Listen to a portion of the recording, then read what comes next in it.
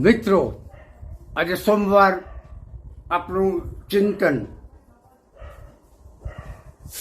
વિદ્યુત બલ્બના શોધક એડિસન શિશુ અવસ્થાથી સંશોધનાત્મક વલણ ધરાવતા હતા. માતાએ તેમને સ્કૂલમાં દાખલ કરાવ્યા, પરંતુ ત્યાં વર્ગમાં ધ્યાન આપવાને બદલે તેઓ સંશોધનાત્મક પ્રવૃત્તિમાં રચાપચા રહેતા હતા. એટલે વર્ગ શિક્ષણમાં એમનું ધ્યાન ન રહેવાને કારણે શિક્ષકો ટકોર કર્યા કરતા હતા.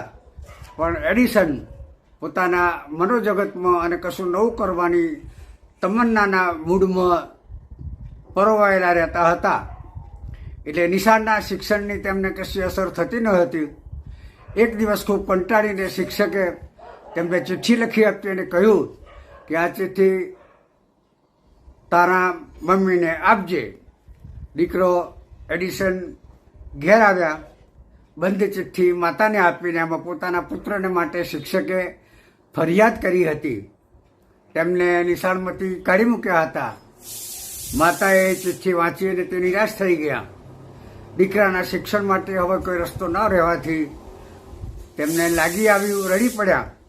પણ એ બધું દુઃખ તેમને દબાવી રાખીને તેઓ દીકરા સાથે ઉમંગભેર વાત કરતા રહ્યા અને જોઈ રહ્યા તેને. એડિસને કહ્યું, મમ્મી, મારે માટે સાહેબે શું લખ્યું છે? કશી ફરિયાદ છે મારી? માતાએ ચિઠ્ઠીમાં જોઈ રહીને વાંચતા ખોટેથી ઊંચે અવાજે એડિસનને કહ્યું, બેટા, તારા શિક્ષકે લખ્યું છે કે તમારો દીકરો થોમસ એડિસન વધારે પ્રમાણમાં કૌશલ્ય ધરાવે છે અને તેની બુદ્ધિપ્રભા અમારા કરતાં વિશેષ છે. એટલે અમારામાંથી કોઈ શિક્ષક તેને ભણાવી શકે એમ નથી. તમે નિશાળમાં મોકલશો નહીં અને તેને ઘેર રાખીને શીખવજો.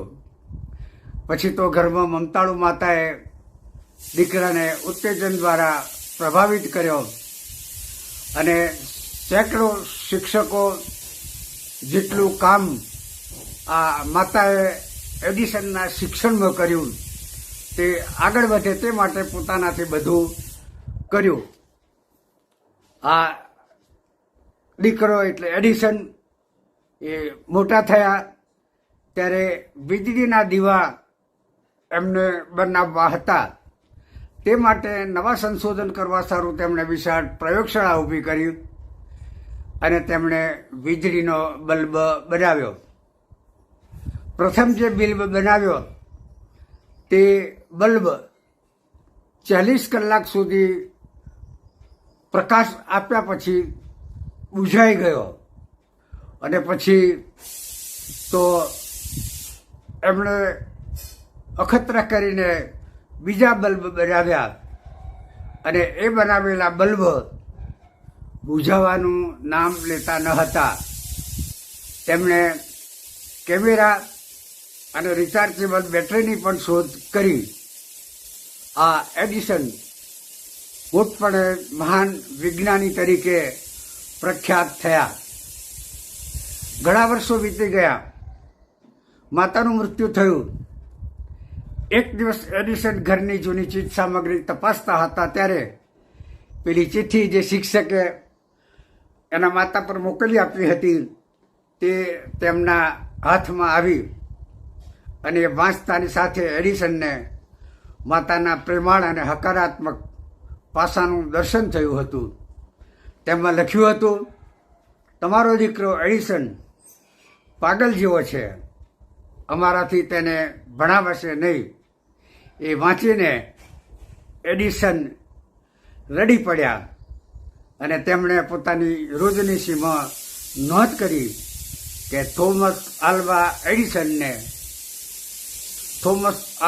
એડિસનને તેના પ્રેમાળ અને મહાન માતા નેન્સીએ વિશ્વ વિખ્યાત વિજ્ઞાની બનાવ્યો છે. આ પ્રસંગ અત્યારે જે વિદ્યાર્થીઓ અભ્યાસ કરી રહ્યા છે એમના મમ્મીને અર્પણ કરવામાં આવે છે. અત્યારે બસ આટલું જ.